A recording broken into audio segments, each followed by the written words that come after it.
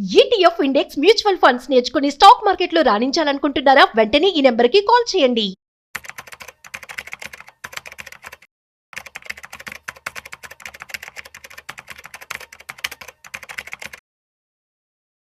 నమస్తే సార్. నమస్తే అండి. సార్, పీజీ మెడికల్ సీట్స్ గురించి మాట్లాడుకుంటే కట్ ఆఫ్ మార్క్స్ తగ్గించినా కూడా 18,000 సీట్లు ఖాళీగా ఉండిపోయాయంట. ఏంటంటారు, రీజన్ ఏంటంటారు? యా సో బేసికల్గా మెడికల్ ఎడ్యుకేషన్ ఇండియాలో పెద్ద మెస్ అండి. అదంతా కూడా టూ మచ్ కరప్టెడ్ ఏరియా అనమాట. అది పెట్టుకుందామన్న అందరికి లైసెన్స్లు ఇవ్వరు వాళ్ళు. మీకు ఇన్ని బెడ్స్ ఉండాలి, అది ఉండాలి, ఇది ఉండాలి, ఇలా ఏయో రిస్ట్రిక్షన్ చెప్తూ ఉంటారు. మీరు ఊహించుకోండి, ఇండియన్ జనాభా 146 కోట్ల జనాభా. 146 కోట్ల జనాభాలో టోటల్ ఎంబీబీఎస్ సీట్లు ఉంది 1.3 lakhs అండి. Just 1.3 lakhs. ఇప్పుడు మీకు అర్థమవుతుంది, ఇరాన్, ఇరాక్, ఉక్రెయినియాకి ఎంబీబీఎస్ అవ్వడానికి ఫిలిపైన్స్కి ఎందుకు వెళ్తారు పబ్లిక్ అంతా? జస్ట్ ఉంది 1,30,000 మందికి. ఒకళ్ళు 3 లక్షలు ఉంటే ఏమైనా ఇబ్బంది ఉంది వీళ్ళకి ఏమనంటే? మరి ఏం ఇబ్బంది ఎవరికి తెలియదు. ఇప్పుడు ఉస్మానియా మెడికల్ కాలేజ్ ఉందండి, మార్నింగ్ ఒక షిఫ్ట్, ఈవినింగ్ షిఫ్ట్ నడుతున్నాయి కదా డాక్టర్లు 4 గంటలు. చదువుకునే వాళ్ళకి నైట్ కూడా ఒక షిఫ్ట్ వేయండి, మార్నింగ్ కాలేజ్, ఈవినింగ్ కాలేజ్ లాగా. ఇన్ఫ్రాస్ట్రక్చర్ ఉంది కదా. ఎక్కువ మంది చెప్పే రీజన్ ఏంటంటే ఇన్ఫ్రాస్ట్రక్చర్ లేదు. ఒక కాలేజ్ ఉందంటే దానికి ఒక 1000 మంది పేషెంట్లు ఉండాలా, హాస్పిటల్ ఉండాలా, ఇన్ఫ్రాస్ట్రక్చర్ కాస్ట్ ఎక్కువ, ఇలా మాట్లాడతారు. బట్ నాకు వచ్చిన ఏంటంటే ఉన్నట్లని 2 షిఫ్ట్లు బట్టి రన్ చేశారు అనుకోండి, ప్రాబ్లం రాదు కదా. అందుకని 146 కోట్ల జనాభా ఉన్న ఇండియాకి సంవత్సరానికి డాక్టర్లు ప్రొడ్యూస్ అయ్యేది జస్ట్ 1.3 lakhs ఎంబీబీఎస్ సీట్లు ఉంది. ఓకే, అంటే వీటిలో మళ్ళీ పీజీకి చదువుదాం అనుకుంటే అన్ని ఇండియాలో ఉన్న మొత్తం పీజీ సీట్లు 67,000 అండి. ఇండియాలో ఉన్న అన్ని రకాల మెడికల్ పీజీ 67,000 ఉన్నాయండి. దానికోసం ఆ సీట్లు రాసేవాళ్ళు 2.3 lakh డాక్టర్స్ రాస్తారు. ఎంబీబీఎస్ చదివి తర్వాత హౌస్ సర్జన్ 1 year అయిపోయిన వాళ్ళు అందరూ ప్రిపేర్ అయ్యి వీటికి రాసేది ఆల్మోస్ట్ 2.3 lakhs డాక్టర్లు రాస్తే అందులో సీట్లు వస్తుంది ఎంతమందికి అంటే జస్ట్ ఒక 70%కి వస్తున్నాయి. ఈ సంవత్సరం 2026 జనవరిలో ఉన్నాం మనం. 3 సార్లు కౌన్సిలింగ్ అయిపోయింది ఇప్పటికే వాళ్ళకి. ఇంకా 18,000 సీట్లు ఖాళీగా ఉన్నాయి. 18,000 సీట్లు ఖాళీగా ఉన్నాయి. అంటే ఎంత మెస్కటారేందో చూసుకోండి. వాళ్ళు పెట్టే ప్రొసీజర్ అవన్నీ కూడా. వాళ్ళు అడిగే క్వశ్చన్ ఏంటంటే ఇండియాలో ఇన్ఫ్రాస్ట్రక్చర్ లేదు ఏదో మాట్లాడుతూ ఉంటారు. ప్రాబ్లం ఎక్కడ వస్తుందంటే మెజారిటీ ఈ మెడికల్ కాలేజ్ మొత్తం పొలిటికల్ చేతుల్లో ఉంటాయి. వాళ్ళు వేరే వాళ్ళని ఎదగనివ్వరు, వేరే వాళ్ళకి ఇస్తే డిమాండ్ పోద్దని. పీజీ చదువుకోవాలంటే తక్కువ అంటే 25,000 రూపాయల ఫీజు అండి, 25 లక్షల ఫీజు అండి. తక్కువ అంటే, ఎక్కువ అంటే కోటి. లిటరల్లీ రిచ్ వాళ్ళు కొనుక్కోవటం దాన్ని, అంతే. లిటరల్లీ రిచ్ వాళ్ళు కొనుక్కోవటం అది. 25 లక్షల ఫీజు అంటే ఎవరి అఫోర్డబిలిటీ ఎంతమందికి ఉంటుంది? ఎంత మెరిట్ ఉన్నా సరే నీకు ఎక్కడి నుంచి వస్తుంది? అందుకని డాక్టర్స్ పీజీ అయిన వాళ్ళందరూ కూడా ఆల్రెడీ బ్యాక్గ్రౌండ్లో కరోడుపతులు అయి ఉండొచ్చు. మెరిట్ మీద అంత ఈజీగా రాదండి, అంత ఈజీగా రాదు. ఎక్స్ట్రాడినరీ మెరిట్ ఉంటే తప్ప. ఎందుకంటే 67,000 సీట్లు ఉన్నాయి ఇండియా మొత్తం మీద, పీజీ మీద ఉంది కూడా. అందుకని ఇంకా దీన్ని చాలా రీస్ట్రక్చరింగ్ చేయాలండి. మెడికల్ కౌన్సిల్ ఆఫ్ ఇండియాని టూ మచ్గా కరెక్ట్గా అది కొలాబ్ అయిపోయింది. దాన్ని చాలా రీస్ట్రక్చరింగ్ చేయాలి. అండ్ ఊహించుకోండి, అండ్ బీటెక్ ఇండియాలో ఉన్న మొత్తం సీట్లు ఆల్మోస్ట్ 18 లక్షల సీట్లు ఉన్నాయి బీటెక్కి. ఎంబీబీఎస్కి ఉంది జస్ట్ 1.3 lakhs. ఎందుకంటే ఎవరికి ఆన్సర్ ఉండదు. ఇండియాలో ఎంత ఏంటంటే డబ్బులు అందరికీ ఉంటాయి, ఇన్ఫ్రాస్ట్రక్చర్ రెడీగా ఉంటుంది, గవర్నమెంట్ పర్మిషన్ ఇవ్వదు. ఎందుకు ఇవ్వదు అంటే వాళ్ళకే తెలియాలి. రైళ్ళు జనాలందరూ 1 month వెయిటింగ్ లిస్ట్ ఉంటుంది. కొత్త రైలు వేయరు వాళ్ళు, కొత్త రైలు వేయరు. డబ్బులు ఉంటే జనాలు ప్యాసింజర్లు ఉంటారు. ఫ్లైట్స్ వివచ్చంగా ఉంటే మళ్ళీ కొత్త ఫ్లైట్స్ అలౌ చేయరు. Too much corrupted. ఈ సిస్టంలోంచి బయటికి పోవడానికి చాలా మంది అబ్రాడ్కి వెళ్ళిపోతూ ఉంటారు, డబ్బులు అందరూ. మనం వాళ్ళ మీద సెటిల్ చేస్తాం, ఇండియాలో ఏం తక్కువ అని. ఇలాంటి చూసినప్పుడు చాలా పెయిన్ అనిపిస్తుంది ఎవరికైనా సరే. ఊహించండి, ఒక మెరిట్ వాళ్ళు ఎవరైనా ఎంబీఏ చదవాలనుకుంటే ఎందుకు ఇన్ని సీట్లు ఉంచాలా? ఇన్ని సీట్లు ఎందుకు ఉంచాలని అంటున్నారు. జనాభా ఎక్కువ ఉన్నప్పుడు ఎక్కువ ఉంటే తప్పేం లేదు కదా. అందుకని ఆ ఉన్నట్లో కూడా వాళ్ళు 18,000 సీట్లు ఖాళీ ఉన్నట్టు చూసుకోవాలి. రీసెంట్గా అయితే కట్ ఆఫ్ మార్క్ లో -40 చేశారు రిజర్వేషన్ క్యాండిడేట్స్. -40 వచ్చినా కూడా అంటే ఒకటి మనం -40 అనే బదులు ఉన్న సీట్లు ఫిల్ అవ్వట్లేదు. ఉన్నదే 67,000 సీట్లు, అందులో 18,000 సీట్లు ఖాళీగా ఉన్నాయి. వాటిని ఖాళీగా ఉంచే బదులు కొంచెం కట్ ఆఫ్ మార్క్ తగ్గించేసి ఇంకో రౌండ్కి ఎలా చేద్దామని తగ్గించారు. ఈ తగ్గించే ప్రాసెస్లో ఏంటంటే జనరల్ కేటగిరీ వాళ్ళు కూడా తగ్గించారు.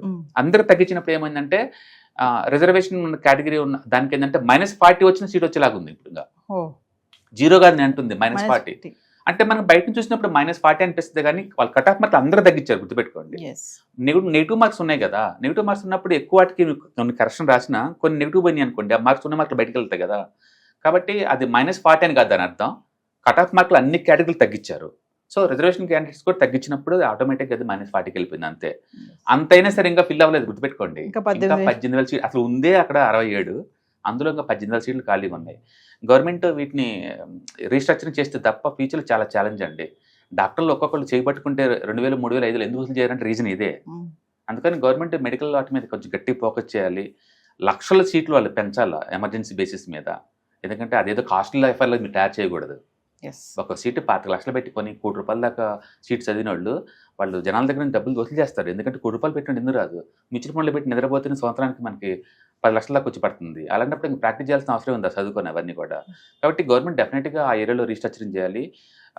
ఈ ఐఐటీలు, డిప్లొమాస్ అంటే బీటెక్లు ఇలా లక్షల్లో ఈ వైపు పెట్టే బదులు ఇది నెసరీ సొసైటీకి. ఎస్ అండ్ మెడికల్ అఫోర్డబిలిటీ అందరికీ ఉండాలంటే కంపల్సరీ. అందుకని ఇన్ఫ్రాస్ట్రక్చర్ కొత్త క్రియేట్ చేసే లోపలనే ఇన్ఫ్రాస్ట్రక్చర్ ఆల్రెడీ ఉన్న వాటికి 2 షిఫ్ట్లు బీన్ చేయండి. మార్నింగ్ షిఫ్ట్ ఒకటి, ఈవినింగ్ షిఫ్ట్ ఒకటి, తప్పేం ఉంది దాంట్లో. ఎస్ అందుకని ఇన్ఫ్రాస్ట్రక్చర్ లేదు అనేది ఎక్స్క్యూజ్ కాకుండా అర్జెంట్ బేసిస్ మీద వాళ్ళు సీట్లు పెంచాలి. లేకపోతే 1.3 lakh ఏంటండి మరి 2026లో ఉన్నాం. ఇంత జనాభాకి జస్ట్ 1.3 lakh సీట్లు ఎందుకు ఇంత తక్కువ అని అంటుంది. అది ఇన్ఫ్రాస్ట్రక్చర్ పెట్టే కెపాసిటీ లేదా, లేదా అడ్మిట్ అయ్యే స్టూడెంట్స్ లేరా? అంటే మరి నీట్ ప్రిపేర్ అయ్యే సంఖ్య ఏమైనా తగ్గుతుందా సార్ ఇలా ఉంటే? తగ్గిద్దని తగ్గే ఛాన్స్ ఎక్కడ ఉందండి? జనాభా పెద్దది కదా ఇక్కడ. జనాభా ఇండియా మొత్తం మీద సీట్లు 1.3 lakh అన్నప్పుడు తగ్గేది ఎక్కడ ఉందంటే పెరిగే ఛాన్స్ ఎక్కువ ఉంది.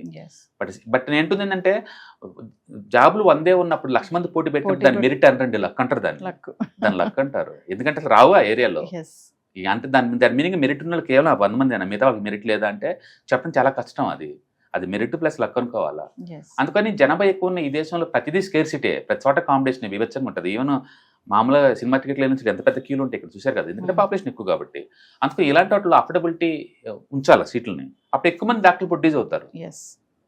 డాక్టర్లు రూరల్ ఇండియాలో ఉండరంటే ఎందుకుంటారు ఇన్ని తక్కువ సీట్లు పెట్టుకొని?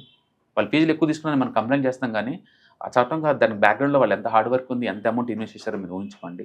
అందుకని మెడికల్ కౌన్సిల్ ఆఫ్ ఇండియాని రీస్ట్రక్చరింగ్ చేయాలి. ఎక్కువ సీట్లు కేటాయించని అంటుంది. అది లక్షల్లో వదలాలి సీట్లు బయటికి.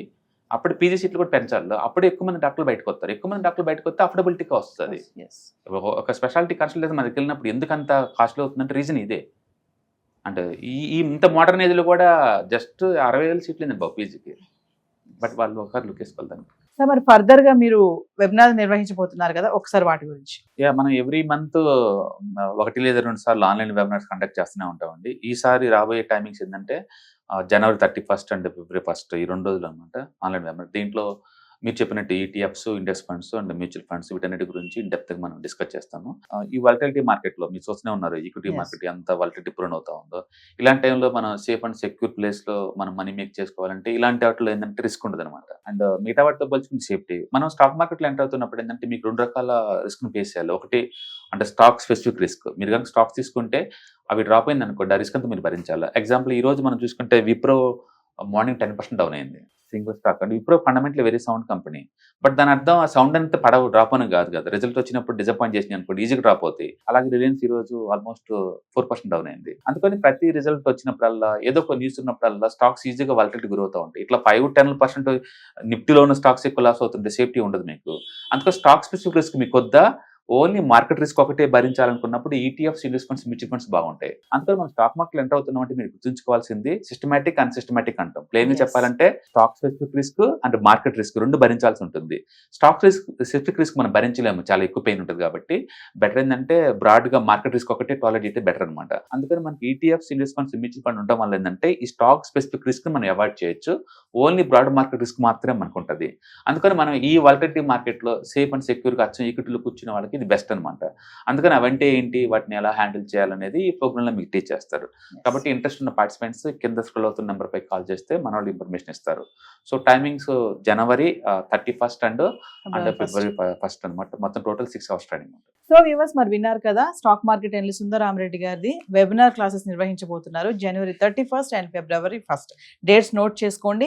Index funds, mutual funds, retirement planning, పిల్లలుంటే పిల్లల ఫ్యూచర్ ప్లానింగ్ అని, ఎక్కడ ఇన్వెస్ట్మెంట్ చేయాలి, ఎలా ఇన్వెస్ట్మెంట్ చేయాలి, ఎంత ఇన్వెస్ట్మెంట్ చేయాలి, ఇలాంటి వాటిపైన మీకు అవగాహన కావాలనుకుంటే కింద కనిపిస్తున్న నెంబర్కి కాల్ చేస్తే మీకు వివరాలన్నీ కూడా అందుబాటులో ఉంటాయి. మరి టైమింగ్స్ కూడా మీకు తెలియజేస్తారు. కింద కనిపిస్తున్న నెంబర్కి కాల్ చేయండి, మా టీం మీకు అందుబాటులో ఉంటుంది. మర్చిపోవద్దు, January 31st and February 1st.